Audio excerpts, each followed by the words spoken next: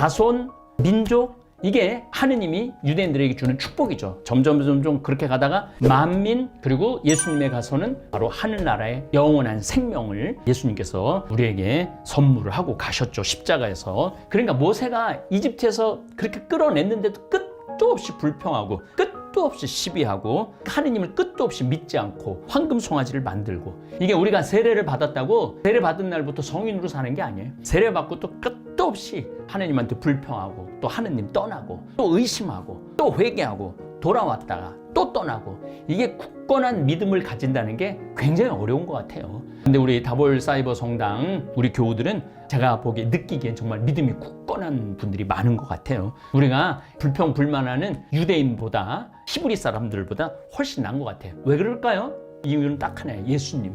예수님이 와서 모든 질서를 잡아주셨기 때문에 우리의 믿음은 더욱더 유대인보다는 훨씬 굳건할 수 있죠. 또 예수님이 십자가상의 희생제사, 모세는 아무리 그래도 십자가에 못 박혀 죽지는 않았거든요. 예수님만이 그 아름다운 당신의 몸을 살과 피를 제물로 내놓으신 거죠. 그래서 우리는 정말로 끝도 없이 하느님한테 감사드려야 됩니다.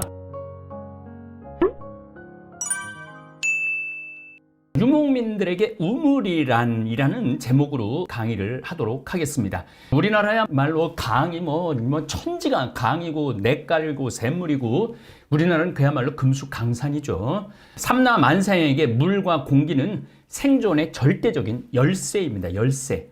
대한민국은 정말 제가 이스라엘을 갔다 올 때마다 느끼는 게, 우리나라는요 금수강산이에요. 요르단강 넓이가 최고 넓은 데가 8m, 10m 정도밖에 안 돼요. 요르단 강은 강이라고 할 수가 없죠. 하지만 유대인들에게는 가장 큰 강이기 때문에 그들에게는 강이라고 그러는 거죠. 우리 한강하고 요르단강하고 비교하면은요, 그야말로 정말 우리 한강 같은 강이 있는 나라들도 그렇게 많지 않아요. 4대 문명이 강을 통해서 있지만은 우리나라는 이 강이 있기 때문에 우리나라가 문명이 굉장히 빨리 발달된 나라입니다. 다른 지역보다도 뭐 5,000년 역사라고 그러는데, 그 훨씬 이전부터 청동기, 구석기, 신석기 다 우리나라는 그 유적들이 지금 어마어마하게 나오고 있죠. 어쨌든 하여튼 우리나라는 참 좋은 환경에 놓여 있습니다. 가끔 내가 대통령이라면, 대통령까지도 필요 없어요. 내가 이 대한민국을 계획할 수 있다면은, 토목을 하고 싶은 게 있다 그러면은 경사지 한 10%짜리의 언덕 같은 경우는 다 개발하고 싶어요. 농지로. 그래서 식량 자급률을 굉장히 높이고 싶어요. 그리고 제가 전국을 강의를 다녀보면은 토지로 바꿔야 될 수 있는 충분한 땅들이 너무너무 많아요. 옛날에는 개발할 수 있는 능력이 안 됐는데 지금은 포크레인도 많고 펌핑 시설도 잘 돼 있고, 그래서 우리나라는 지금 조금 더 농지로 개발해도 무난한 데가 너무너무 많습니다. 어쨌든 이스라엘이라는 나라를 가보면은요, 평지에는 절대 아파트 안 져요. 전부 다 언덕, 산 꼭대기, 산지에 집을 져요. 평지는 왜 아파트를 안 짓느냐면 거기는 농사를 져야 되기 때문에, 농작물을 져야 되기 때문에. 그 적박한 이스라엘의 식량 자급률이 100%입니다. 그래서 참 우리는 이렇게 좋음에도 불구하고 식량 자급률이 30%밖에 안 되는 안타까운 거죠. 어쨌거나 성경을 읽고 공부하다 보면 늘 우물에 관련된 이야기가 차고 흘러 넘칩니다. 유대인에게 우물은 생명선 같습니다. 유목민 유대인에게는 우물은 중요합니다. 신약에서도 요한복음 4장에서 예수님께서 사마리아 시카르 지역의 우물가에서 사마리아 여인과 경배와 구원에 대한 정말 중요한 대화를 우물에서 하십니다. 여자하고는 감히 경배 이런 얘기 아예 안 했어요. 여자는 그걸 들을 자격도 없고. 근데 예수님께서 정5회 사마리아 여인과 이제는 온 인류가 하느님을 경배하는 날이 왔다. 예수님이 이렇게 말씀하시죠. 더욱이 사마리아 여인과 이야기한다는 것은 이방인에게도 구원의 복음이 전해진다라는 아주 깊은 의미가 있는 요한복음 4장입니다. 처음부터 유목민이었던 유대인들, 신명기 26장 5절 보면은 너희는 주 너희 하느님 앞에서 이렇게 말해야 한다. 저희 조상은 떠돌아다니는 아람인이었습니다. 이 아람 사람들이 지금에 말하면은 페르시아 사람들이에요. 메소포타미아 사람들이에요. 그걸 아람, 옛날 고대 지도 보면 아람이라는 나라가 나와요. 그러니까 이 유대인들은 자기네들이 메소포타미아 지역에서 온 걸 너무나 잘 알고 있죠. 떠돌아다니는 아람인이었습니다. 그는 몇 안 되는 사람들과 이집트로 내려가 이방인으로 살다가 거기에서 크고 강하고 수가 많은 민족이 되었습니다. 그러니까 떠돌아다니는 아람 사람들이 유목민들이 굉장히 많거든요. 뿐만 아니라 이스라엘 12지파의 조상인 야곱도 목축업이 주업인 유목민이었습니다. 그래서 요셉은 그의 형들에게 창세기 46장 31절에서 34절 요셉이 자기 형제들과 아버지의 집안 식구들에게 말하였다. 제가 올라가 파라오께 이렇게 아뢰겠습니다. 가나안 땅에 살던 제 형제들과 아버지의 집안 식구들이 저에게 왔습니다. 그 사람들은 본디 가축을 치던 목자들이어서 양떼와 소떼 그리고 모든 재산을 가지고 왔습니다. 그러니 파라오께서 여러분을 불러 너희의 생업이 무엇이냐 하고 물으시거든 이렇게 대답하십시오. 임금님의 이 종들은 어릴 적부터 지금까지 줄곧 가축을 쳐온 사람들입니다. 저희도 그러하고 저희 조상들도 그러하였습니다. 그러면 여러분이 곧센 지방에 자리 잡을 수 있습니다. 이집트 사람들은 목자라면 모두 역겨워하기 때문입니다. 여기 아주 중요한 얘기가 나와요. 목자를 역겨워해요. 왜냐하면 목동들이요 한번 목초지 찾아 떠나면은 보름이고 한 달이고 떠돌아다니거든요. 그러니까 그냥 머리도 안 감고 옷도 안 갈아입고 냄새 나고 그리고 막 도둑 같은 느낌도 들고 계속 떠돌아다니니까 그러니까 농사를 짓는 문명이 굉장히 높은 이집트 사람들 보기에는 역겨워하기 때문에 이러한 증언들은 이스라엘의 조상인 아브라함뿐만 아니라 이스라엘 족속은 떠돌아다니는 유목민이었다는 것을 증명해 줍니다. 우리가 그러니까 성서를 이해하려고 그러면 누구를 이해해야 되냐면 유목민을 이해해야 됩니다. 그런데 우리는 유목민이 아니잖아요. 우린 정착민이죠. 우리 조상들은 정착민의 생각과 유목민의 생각은 너무나 다릅니다. 유목민들이 신앙이 그래서 좋아요. 왜냐하면 믿고 의지할 때가 하느님밖에 없고 신밖에 없기 때문에 자기들의 고유한 신들을 갖고 있었던 거예요. 그러니까 유목민들이 우상숭배가 우리보다 훨씬 우상숭배가 심하죠. 바다에 있는 사람들이 굿도 많이 하듯이 그렇게 해서 우리 다볼사이버 정경대학 학생들은 이제 정서를 이해할 때 많은 전 지식이 있어갖고 성서 훨씬 쉽게 읽힐 겁니다. 완전히 우리와 문화가 다르기 때문에 성서를 읽어도 이해 안 되는 부분은 내가 무식해서 이해가 안 되는 게 아니라 문화가 다르기 때문에 이해가 안 되는 거예요. 이스라엘 백성을 이집트에서 이끌어낸 모세 역시 장인 이드로의 양을 치는 목자였습니다. 탈출기 3장 1절에서 2절을 보면 모세는 미디안의 사자인 장인 이트로의 양떼를 치고 있었다. 그는 양떼를 몰고 광야를 지나 하느님의 산 호렙, 시나이산, 호렙이라고 부르는 것은 엘로힘계 학자들이 호렙이라는 산을 많이 쓰고 야웨스트계 학자들은 시나이라는 단어를 많이 쓰죠. 똑같은 산입니다. 호렙, 시나이 마찬가지예요. 주님의 천사가 떨기나무 한가운데로 솟아오르는 불꽃 속에서 그에게 나타났다. 그가 보니 떨기가 불에 타는데도 그 떨기는 타서 없어지지 않았다. 고대 근동지방, 시나이 지방도 마찬가지예요. 역청, 그러니까 석유가 퐁퐁 솟았어요. 그 역청들이 열을 받으면 불이 나죠. 그러니까 떨기나무에 불이 날 수 있다는 거죠. 이게 이상한 얘기가 아니라 제가 이스라엘 여행할 때도 아주 고온인데 나무끼리 부닥쳤고 불이 나는 걸 내 눈으로 직접 봤어요.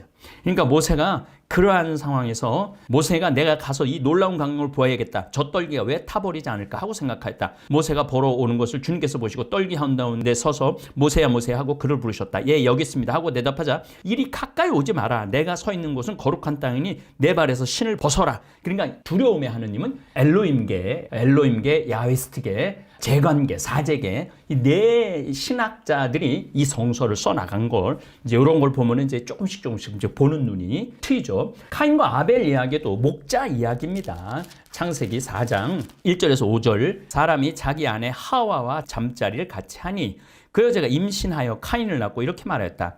내가 주님의 도우심으로 남자아이를 얻었다. 그 여자는 다시 카인의 동생 아벨을 낳았는데 아벨은 양치기가 되고 카인은 땅을 붙이는 농부가 되었다. 세월이 흐른 뒤에 카인은 땅의 소출을 주님께 제물로 바치고 아벨은 양떼 가운데 맏배들과 그 굿기름을 바쳤다. 그런데 주님께서는 아벨 양고기하고 굿기름을 태워 바친 아벨의 제물은 기꺼이 보셨으나, 그러니까 유목민의 제물은 기꺼이 보셨으나 카인과 그의 제물, 정착민, 농사짓는 카인과 그의 제물은 굽어보지 않으셨다. 그래서 카인은 몹시 화를 내며 얼굴을 떨어뜨렸다. 그리고 카인이 아벨을 죽이죠. 이 얘기도 이제 여러분들 이제 이해가 되실 겁니다. 자, 그 성서가 참 알아가면 너무너무 재밌죠. 유목민에게 가장 필요한 것은 가축들에게 먹일 물과 풀입니다. 레베카가 아브라함의 종이 왔을 때 낙타 10마리를 끌고 내려왔을 때 부지런히 물을 먹였다고 그러죠. 낙타 10마리는 어마어마한 숫자입니다. 광야에서 생활하는 유목민들에게 물과 풀은 자기 자신뿐만 아니라 가축의 생명과 같은 것이다. 구약성서 전체의 목자들 사이에 물과 풀 때문에 다툼이 있어요. 창세기 13장 7절에서 10절 얘기를 잠깐, 아브라함의 종과 조카 롯 사이에 우물 다툼이 있죠. 아브라함 가축을 치는 목자들과 롯의 가축을 치는 목자들 사이에 다툼이 일어나기도 하였다. 그때 그 땅에는 가나안족과 프리즈족이 살고 있었다. 아브라함이 롯에게 말하였다. 우리는 한 혈육이 아니냐? 너와 나 사이에, 그리고 내 목자들과 너의 목자들 사이에 싸움이 일어나서는 안 된다. 온 땅이 내 앞에 펼쳐져 있지 않느냐? 내게서 갈라져 나가라. 내가 왼쪽으로 가면 나는 오른쪽으로 가고, 내가 오른쪽으로 가면 나는 왼쪽으로 가겠다. 롯이 눈을 들어 요르단의 온 들판을 바라보니 초아르에 이르기까지, 그러니까 사해 밑에 지방입니다. 초아르에 이르기까지 어디나 물이 넉넉하여 마치 주님의 동산 같고 이집트 땅과 같다. 이집트 땅에 물이 많았던 거죠. 에덴 동산이 물이 많았던 거죠. 그래서 이집트 땅과 같았다는 표현이 이렇게 나오는 겁니다. 우물의 열쇠를 채우는 유목민들. 유목민들 사이에는 물을 구할 수 있는 우물 때문에 다툼이 끊이지 않죠. 창세기 26장 20절에서 22절 보세요. 이삭 종들이 그 골짜기를 파다가 생수가 솟는 우물을 발견하였다. 생수가 솟는 우물을 발견한 거예요. 그러자 그라르의 목자들이, 그라르는 아비멜렉이 왕으로 있는 데죠. 이거 아브라함 때도 나왔던 얘기입니다. 이삭도 그라르 연관이 되죠. 목자들이 그 물을 자기네 것이라고 하면서 이삭의 목자들에게 시비를 걸었다. 그리하여 우물을 두고 싸웠다 해서 그 우물을 이름을 에색이라 하였다. 이삭의 종들이 또 다른 우물을 팠더니 그라르의 목자들이 그것에 대해서도 시비를 걸었다. 그래서 그 이름을 시트나라 하였다. 이삭이 그곳에서 자리를 옮겨 또 다른 우물을 팠는데 그것에 대해서는 아무도 시비를 걸지 않았다. 그래서 그는 이제 주님께서 우리에게 넓은 곳을 마련해 주셨으니 우리가 이 땅에서 퍼져나갈 수 있게 되었다 하면서 그 우물을 르호봇이라고 하였다. 우리 동창 신부들 동창회 모임이 르호봇이에요. 이제 더 이상 싸우지 않게 되었다고 그래갖고 르호봇이라고 줬는데 30년이 지났는데도 만나면은 동창들이라 그런지 아직도 티격태격 하는 것 같아요. 창세기 21장 25절에서 27절. 그러고 나서 아브라함은 아비멜렉의 종들이, 이삭도 아비멜렉 종들하고 싸우고 아브라함도 이삭의 종들하고 싸우는 내용이 나옵니다. 아브라함은 아비멜렉의 종들이 빼앗은 우물 때문에 아비멜렉에게 따졌다. 아비멜렉이 대답하였다. 누가 그런 짓을 하였는지 나는 모르요. 그대도 나에게 말해준 적이 없지 않소. 나는 오늘 그런 말을 들어보지 못하였소. 그래서 아브라함이 소들과 양들을 데려다 아비멜렉에 주고 두 사람은 계약을 맺었다.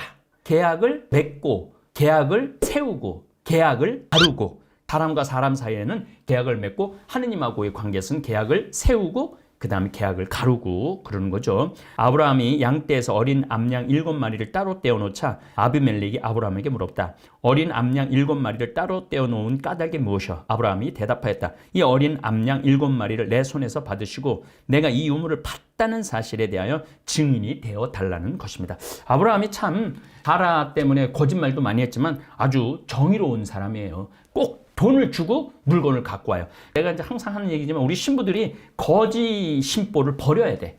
그냥 교우들이 뭘 갖다 주겠지, 누가 뭘 주겠지, 내가 뭘 좀 해야 되는데 항상 주기만을 바라다 보면은 경쟁력이 없어요. 영적으로도 마찬가지예요. 영적으로도 내가 자꾸 성숙하려고 굉장히 노력을 많이 할 때 우리들이 영원히 잘하는 거죠. 21장 30절 유목민 유대인에게 우물은 재산이고 사고 팔기도 했던 거죠. 우물은 한 개인의 소유가 되어 우물의 소유주는 물을 깃고 다시 우물의 입구를 막아두었어요. 참 우리는 우물을 막아두는 예는 거의 없는데 뭐 우리도 뚜껑은 있었죠. 29장 2절에서부터 3절 보면은 야곱은 발걸음을 옮겨 동방인들의 땅으로 갔다.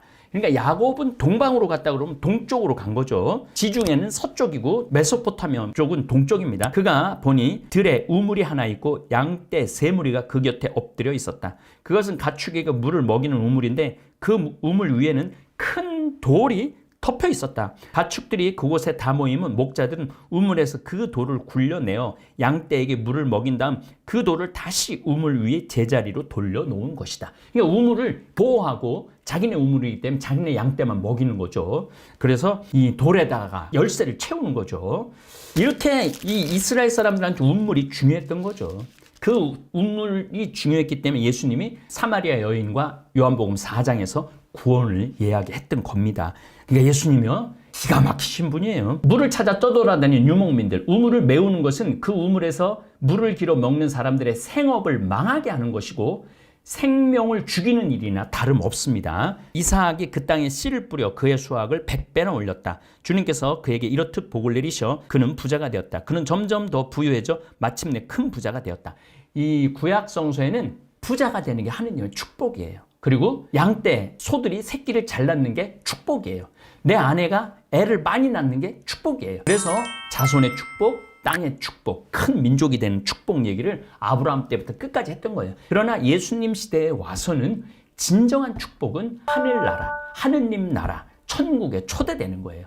이 천국이라는 이 개념은 쭉 발달해 갖고 예수님이 와서 완성이 되는 거죠. 그래서 이 예수님의 강론의 기본은 천국입니다. 하느님 나라. 그래서 여러분들은 구약시대 이런 것들을 축복을 쭉 따라와서 진정한 축복은 하느님 나라에 초대되는 거죠. 그가 양떼와 소떼와 많은 하인을 거느리자 필리스타인들이 그를 시기하였다. 블레셋 사람, 팔레스타인 사람들. 왜냐하면 원래 필리스타인이 가나안 지방의 주인이에요. 그래서 필리스타인들은 이삭의 아버지 아브라함 시대에 이삭 아버지의 종들이 판 우물을 모두 막고 흙을 메워 버렸다. 아비멜렉이 이삭에게 말했다. 이제 그대가 우리보다 훨씬 강해졌으니 우리를 떠나주셔. 떠나달라는 거예요. 이삭이 부자가 됐으니까 우물을 흙으로 막고 죽이는 거죠. 죽이는 거예요. 우물은 유목민들에게 있어서 생명 그 자체였다는 거죠. 첫째, 유목민의 양과 소떼들이 물을 먹어야 생육하고 번성할 수 있고, 둘째는 유목민 자신들이 물을 먹어야 살 수 있기 때문입니다. 제가 이스라엘 도보 성지순례 하면은 제일 많이 밟는 게 소똥이에요. 소똥. 특히 핫딘의 뿔이라고 십자군 마지막 전쟁했던 그쪽을 걸어갈 때 보면은 소똥을 안 밟는 사람이 없어요. 다 밟아.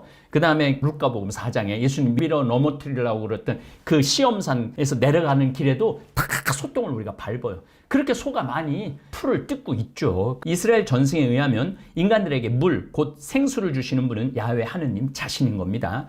연대기적 성경 증언 순서에 따르면 하갈, 이집트 종이죠. 사라의 종인데 하갈부터 우물 얘기가 나옵니다. 가죽 부대에 물이 떨어지자 그 여자는 이제 쫓겨난 거예요. 그 여자는 아기를 덤불 밑으로 내던지고 이스마엘을 내던지고 활 한바탕 거리만큼, 그러니까 한 50에서 한 70m 정도 한바탕 거리만큼 걸어가서 아기를 마주하고 주저앉았다. 아기가 죽어가는 꼴을 어찌 보랴 하고 생각하였던 것이다. 이렇게 그는 아기를 마주하고 주저앉아 목 놓아 울었다. 하느님께서 아이의 목소리를 들으셨다. 그래서 하느님의 천사가 하늘에서 하가르를 부르며 말하였다. 하가르야, 어찌 된 일이냐? 두려워하지 말라.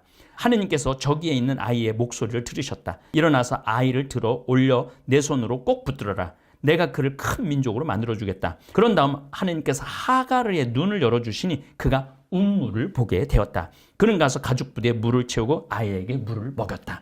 운물 얘기가 이렇게 많이 나와요. 이스라엘 자손들이 이집트를 탈출한 후 신 광야를 떠나 르피딤의 장막을 쳤을 때 그들에게 마실 물이 없다고 원망을 하죠. 탈출기 17장 1절에서 6절입니다. 마사와 무리바의 물, 이거 유명하죠. 저도 여기 우물을 갔다 와봤어요. 그때 쓴 맛이 나더라고요. 정말 이스라엘 자손들의 온 공동체는 주님의 분부대로 신 광야를 떠나 차츰차츰 자리를 옮겨갔다. 그들은 르피딤에 진을 쳤는데 백성이 마실 물이 없었다. 백성은 우리가 마실 물을 내놓으시오 하면서 모세와 시비하였다. 그러자 모세가 말하였다. 어째서 나와 시비하려 하느냐? 어째서 주님을 시험하느냐? 그러나 백성은 그곳에서 목이 말라 모세에게 불평한 말하였다. 어쩌자고 우리를 이집트에서 데리고 올라왔소? 우리와 우리 자식들과 가축들을 목말라 죽게 하려고 그랬어. 마사와 무리바를 가보면요, 아무것도 없어요. 그야말로 광야야. 그리고 정말로 모래 광야예요. 모래 광야. 근데 이제 홍해에서 물이 이렇게 스며들어갖고 쓴물이 나온 거죠. 모세가 주님에게 부르짖었다. 이 백성에게 제가 무엇을 해야 합니까? 이제 조금만 있으면 저에게 돌을 던질 것 같습니다. 그러자 주님께서 모세에게 말씀하셨다. 이스라엘의 원로들 가운데 몇 사람을 데리고 백성보다 앞서 나아가라. 나일강을 친 너희 지팡이를 손에 잡고 가거라. 이제 내가 저기 호렙의 바위 위에서 내 앞에 서 있겠다. 내가 그 바위를 치면 그곳에서 물이 터져 나와 백성이 그것을 마시게 될 것이다.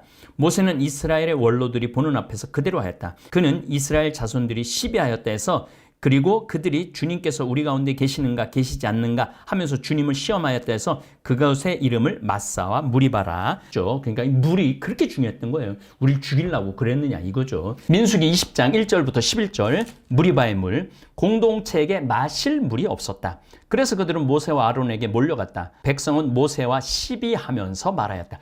그러니까 모세가 이집트에서 그렇게 끌어냈는데도 끝도 없이 불평하고 끝도 없이 시비하고 하느님을 끝도 없이 믿지 않고 황금 송아지를 만들고, 이게 우리가 세례를 받았다고 세례 받은 날부터 성인으로 사는 게 아니에요. 세례 받고 또 끝도 없이 하느님한테 불평하고 또 하느님 떠나고 또 의심하고 또 회개하고 돌아왔다가 또 떠나고, 이게 굳건한 믿음을 가진다는 게 굉장히 어려운 것 같아요. 근데 우리 다볼 사이버 성당 우리 교우들은 제가 보기에 느끼기엔 정말 믿음이 굳건한 분들이 많은 것 같아요. 우리가 불평불만하는 유대인보다 히브리 사람들보다 훨씬 나은 것 같아요. 왜 그럴까요? 이유는 딱 하나예요. 예수님이 와서 모든 질서를 잡아주셨기 때문에 우리의 믿음은 더욱더 유대인보다는 훨씬 굳건할 수 있죠. 또 예수님이 십자가상의 희생제사, 모세는 아무리 그래도 이렇게 십자가에 못 박혀 죽지는 않았거든요.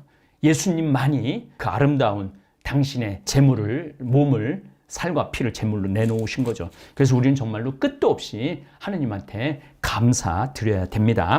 우리 형제들이 주님 앞에서 죽을 때 우리도 죽었더라면 어쩌자고 당신들은 주님의 공동체를 이 광야로 끌고 와서, 민수기의 인구가 장정만 60만 명이라고 하니까 200만 명인데 그 광야에 200명이 40년을 떠돌아다닐 수가 없어요.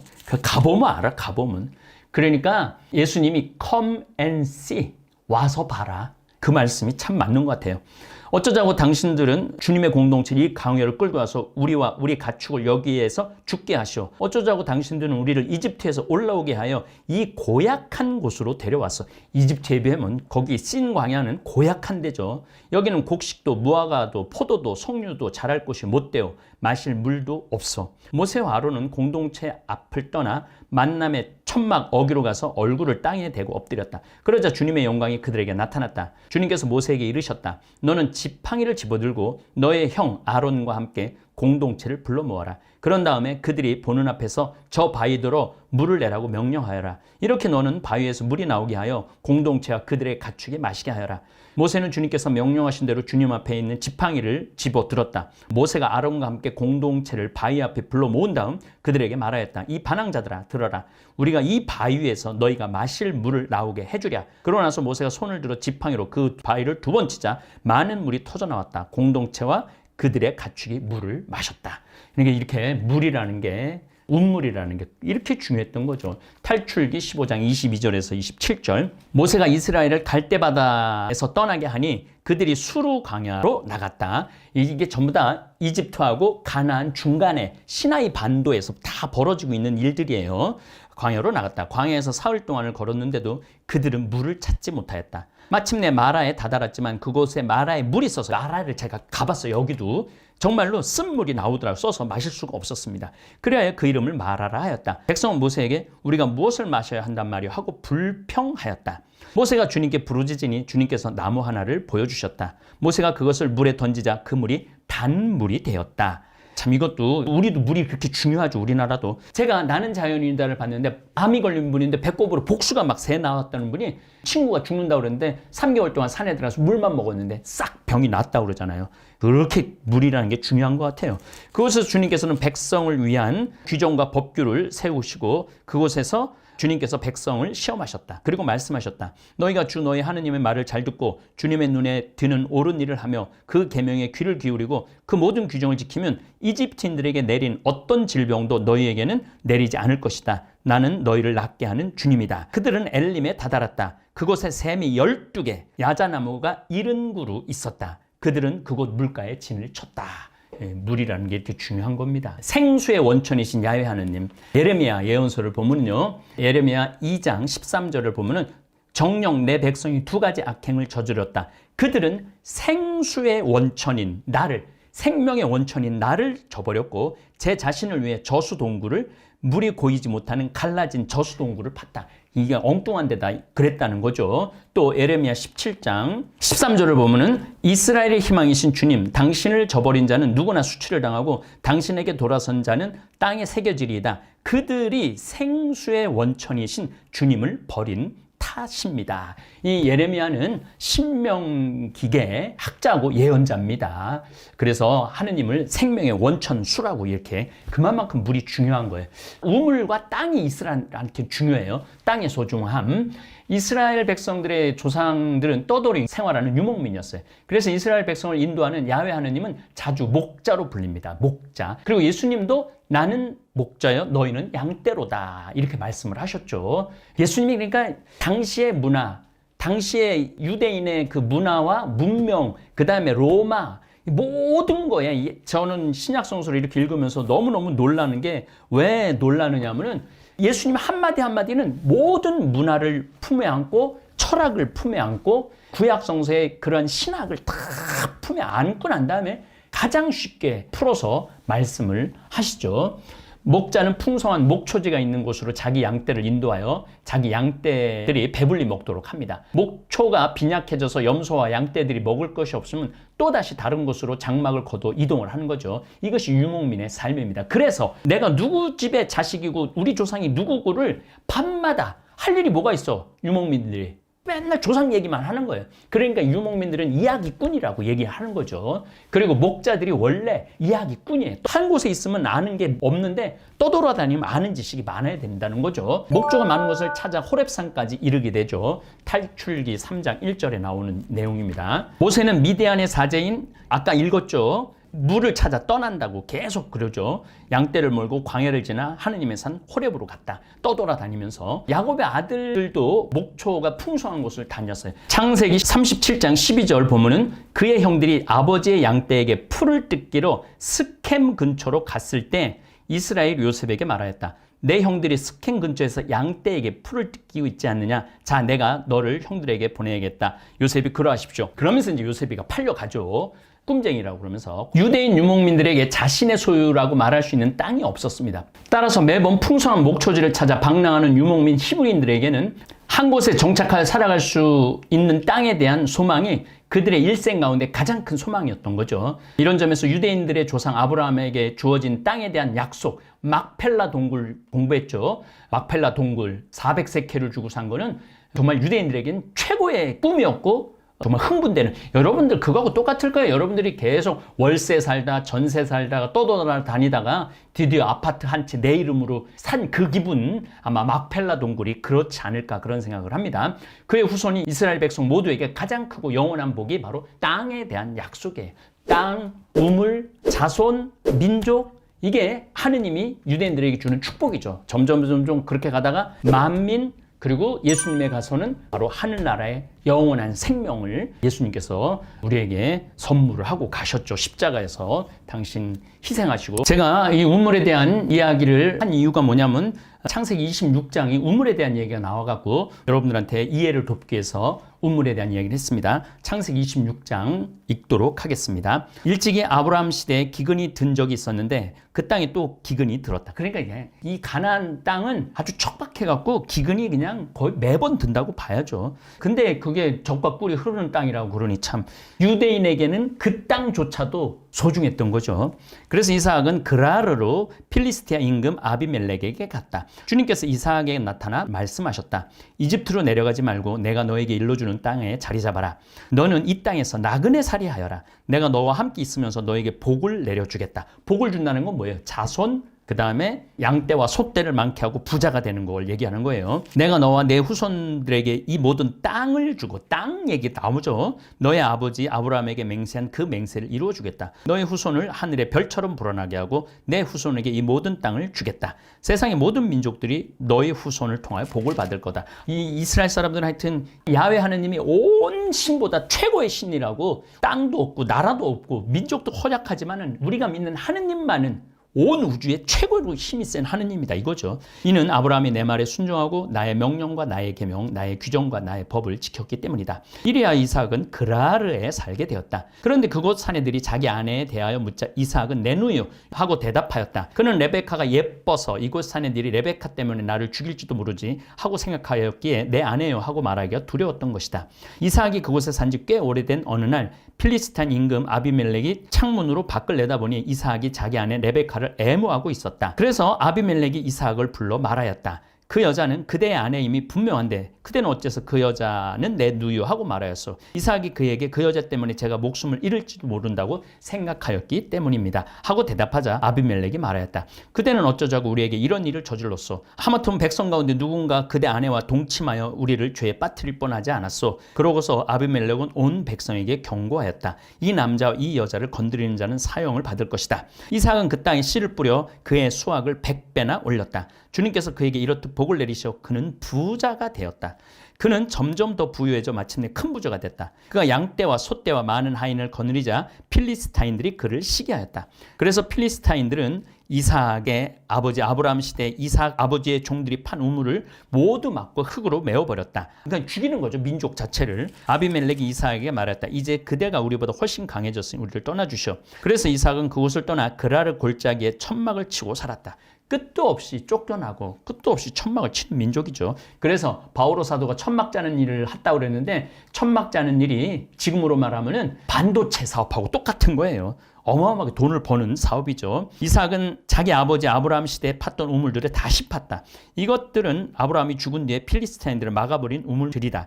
이삭은 그 우물들의 이름을 자기 아버지가 부르던 이름 그대로 불렀다. 이삭의 종들이 그 골짜기를 파다가 생수가 솟는 우물을 발견하였다. 그러자 그라르의 목자들이 그 물을 자기네 것이라고 하면서 이삭의 목자들에게 시비를 걸었다. 요건 이제 제가 읽었으니까 르호봇이라고 하였다. 더 이상 이제 싸우지 않게 되고 넓은 땅으로 가게 됐다고 그래서 그는 그곳을 떠나 부엘세바로 올라갔는데 그날 밤 주님께서 그에게 나타나 말씀하셨다. 부엘세바도 역시 우물 이름입니다. 나는 너의 아버지 아브라함의 하느님이다. 내가 너와 함께 있으니 두려워하지 마라. 나의 종 아브라함을 보아서 내가 너에게 복을 내리고 내 후손의 수를 불어나게 하겠다. 그는 그곳에 제단을 쌓고 주님의 이름을 받들어 불렀다. 이삭은 그곳에 천막을 치고 그의 종들은 그곳에서도 우물을 팠다. 아비멜렉의 친구 아우작과 자기 군대의 장수 피콜과 함께 그라르에서 이삭에게로 왔다. 이삭이 그들에게 그대들은 나를 미워하여 쫓아내고서 무슨 일로 나에게 와서 하고 물으니 그들이 대답하였다. 우린 주님께서 그대와 함께 계신 걸 똑똑히 보았소. 그래서 우리 사이에 곧 우리와 그대 사이에 서약이 있어야겠다고 생각하였소. 약속, 계약, 그렇죠. 우리가 그대를 건드리지 않고 그대에게 좋게만 대해주었으며 그대를 평화로이 보내주었듯이 그대도 우리한테 해롭게 하지 않기를 바라는 것이요. 이제 그대는 주님께 복받은 사람을. 자, 유대인들은 손님을 어떻게 한다고 그랬죠? 잘 대해주는 거예요. 왜 잘 대해줘? 내가 또 그쪽에 손님이 될 수 있을 때 서로 잘 대해주라. 그 얘기가 그대로 나오죠 지금. 이삭은 그들에게 잔치를 베풀어 함께 먹고 마셨다. 그들은 이튿날 아침 일찍 일어나 서로 맹세하였다. 그런 다음 이삭이 그들을 보내자 그들은 평화로이 그를 떠나갔다. 바로 그날 이삭의 종들이 와서 자기들이 판 우물에 대하여 그에게 알리며 저희가 물을 발견하였습니다 하고 말하였다. 이삭은 그 우물을 시부아라 하였다. 그래서 오늘날까지 그 성 이름은 부엘세바이다. 에사오는 40살 되던 해 히타이트 사람 브리의 딸 여후딧과 히타이트 사람 엘론의 딸 바스맛을 아내로 맞아들였다. 이들은 이삭과 레베카에게 근심거리가 되었다. 점점 아랍 사람 종족이 이제 근심거리가 되는 거죠. 감사합니다. 사람은 참 이상합니다. 분명히 많이 받았는데도 여전히 부족하다고 느낍니다. 조금만 힘들어지면 금세 불평이 나오고 이미 받은 것들은 금방 잊어버립니다. 이스라엘 백성들도 그랬습니다. 하느님은 그들에게 정말 많은 것을 주셨습니다. 노예였던 그들을 이집트에서 꺼내주셨고 길이 없는 바다를 가르시며 살 길을 열어주셨습니다. 굶주릴 때는 만나를 내리셨고 목마를 때는 바위에서 물까지 터뜨려 주셨습니다. 그야말로 기적 속에서 살아가는 사람들이었습니다. 그런데도 그들은 끊임없이 불평했습니다. 왜 우리를 여기까지 데려왔습니까? 차라리 예전이 더 낫지 않았습니까?